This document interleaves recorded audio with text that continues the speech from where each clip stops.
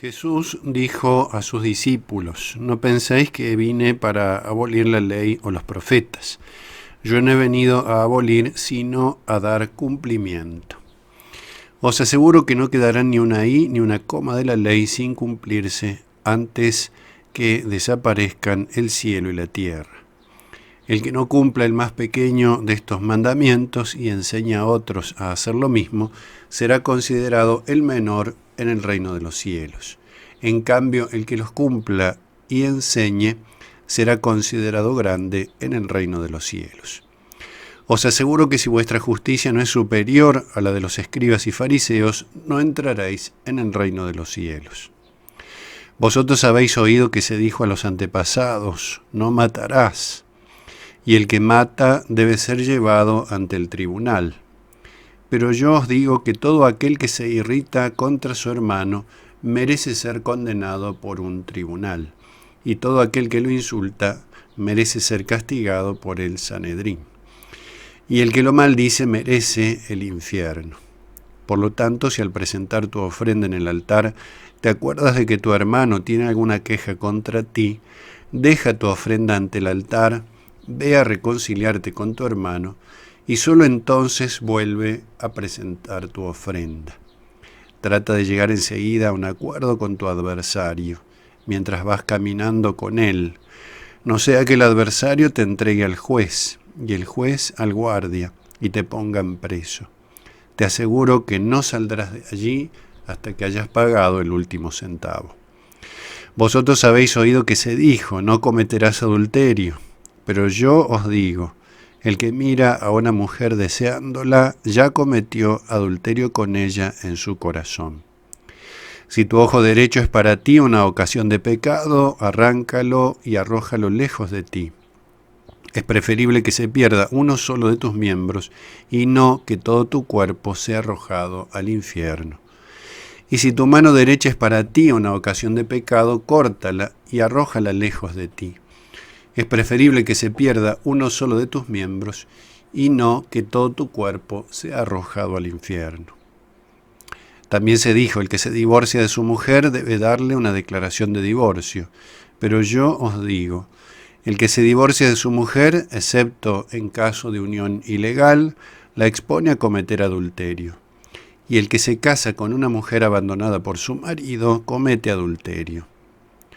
Vosotros también habéis oído que se dijo a los antepasados: no jurarás falsamente, y cumplirás los juramentos hechos al Señor.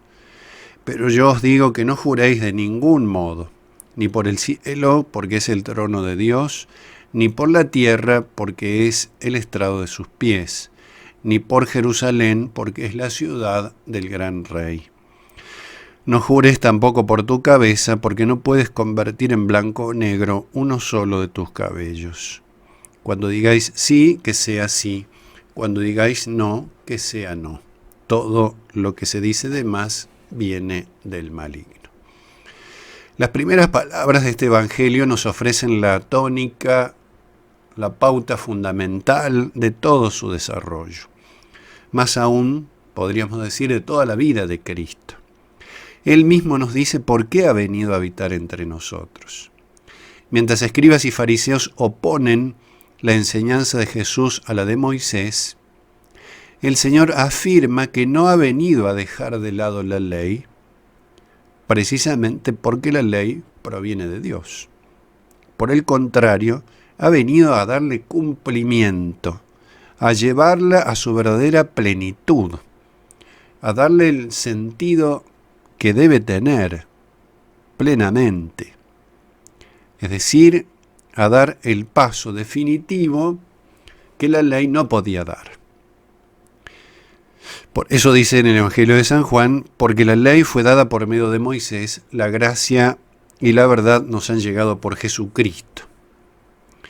El Antiguo Testamento sin el Nuevo carece de sentido, pero en el Nuevo se hacen manifiestas todas las potencialidades contenidas en el Antiguo. Este se revitaliza y perdura en el Nuevo, como Juan Bautista había saltado de gozo en las entrañas de su madre anciana, en medio de una familia santa pero envejecida, que gracias a la venida de Cristo da fruto de alegría por el cumplimiento de las promesas. Jesús no solamente viene para dar cumplimiento a la ley antigua, sino además, y por eso mismo, a hacernos participar de tal plenitud, de la plenitud que solo Él puede traer. La expresión os aseguro que si vuestra justicia no es superior a la de escribas y fariseos, no entraréis en el reino de los cielos, alude al modo de entrar en ese reino y de permanecer en él. Hay una justicia propia de escribas y fariseos que consiste en el cumplimiento de la ley, en vivir conforme con la ley, pero el problema es que escribas y fariseos despojaron a la ley de su esencia, de su plenitud, de donde debe estar arraigada, que es la caridad, como lo afirma San Pablo. Una ley desgajada de la alianza que le da sentido y por lo tanto sobredimensionada al extremo de oponerse a su autor. La ley por la ley. En cambio, San Pablo dice en la carta a los Romanos, la caridad es, por tanto, la ley en su plenitud, o la plenitud de la ley. Desgajaron entonces la ley de su fundamento y la apartaron de su perfección última. Además que la ley para escribas y fariseos no era solamente la palabra de Dios, sino sobre todo las enseñanzas de ellos mismos. Esas tradiciones forjadas desde antiguo, muchas de ellas en contra de la palabra de Dios, como Jesucristo lo dice expresamente. Cuando esto sucede, cuando se desgaja, cuando se desarraiga la ley de su fundamento, que es la caridad, tarde o temprano la ley se deja de cumplir. No es casual que el Sanedrín condene a Cristo apelando a la ley.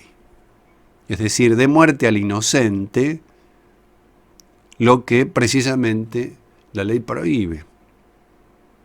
Dar muerte a su autor, nada menos. Jesús les había dicho también a los fariseos tiempo atrás, en Juan 7, también está allí, ¿no es Moisés el que os dio la ley? Y ninguno de vosotros cumple la ley. ¿Por qué queréis matarme? No cumplen la ley porque sus corazones se han endurecido, como si quisieran que aquellas palabras no se grabaran en las almas, sino que perduraran solo en la piedra antigua. Amaron más la piedra que la palabra y despreciaron a su autor. La justicia superior a la de escribas y fariseos es la que define a los hijos de Dios. Ya no consiste en vivir respetando una cierta normativa por el solo hecho de las prescripciones allí contenidas, sino de manera totalmente agradable a Dios, fundado en el amor. Ciertamente que cumple la ley, y de manera más perfecta todavía. Pero el motivo y la razón última de su cumplimiento es la caridad. Y por eso recién allí tiene sentido ese cumplimiento de las prescripciones. Esa es la justicia que complace al Padre Celestial, la vida filial, vivir de modo agradable a Dios, y que es causada por Él en quien tiene el corazón dispuesto. De hecho, los mandamientos son expresiones del amor de Dios para que no nos desviemos del camino, para que alcancemos nuestro fin. Desde esa perspectiva se entiende lo que Jesús vive, Él en primer lugar, y lo que enseña a lo largo del Evangelio que hemos escuchado, todas estas comparaciones que Jesús hace entre el Antiguo y el Nuevo Testamento, y muchas otras más, todo lo que se practica y todo lo que se evita, cuando es malo, es por amor al Padre. Así Jesucristo se presenta como supremo legislador. Habéis oído que se dijo, pero yo os digo.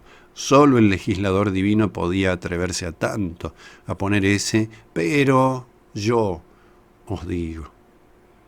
Entre la ley antigua y la justicia que ha venido a traer al mundo. El punto capital no es un cambio de prescripciones, simplemente una modificación jurídica, una mera corrección de mandatos o la propuesta de enmiendas convenientes a la diversidad de los tiempos. El tema es que la ley por sí misma era incapaz de dar la salvación, tal como San Pablo lo expone en la carta a los Gálatas. Dice, no tengo por inútil la gracia de Dios, pues si por la ley se obtuviera la justificación, entonces hubiese muerto Cristo en vano.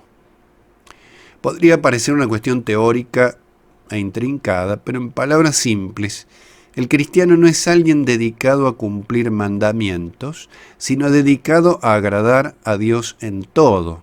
Y porque su mayor anhelo es agradarlo, y su deseo y su motivo más hondo es el amor, por eso cumple los mandamientos. Porque aquí puede interpretarse mal, ya no hay que cumplir la ley. El amor como la sustitución de todo precepto, de todo mandamiento. No se trata de eso, se trata de cumplirlos, pero por amor. Por eso dice Jesús también en San Juan capítulo 14, si me amáis, guardaréis mis mandamientos. El que tiene mis mandamientos y los guarda, ese es el que me ama.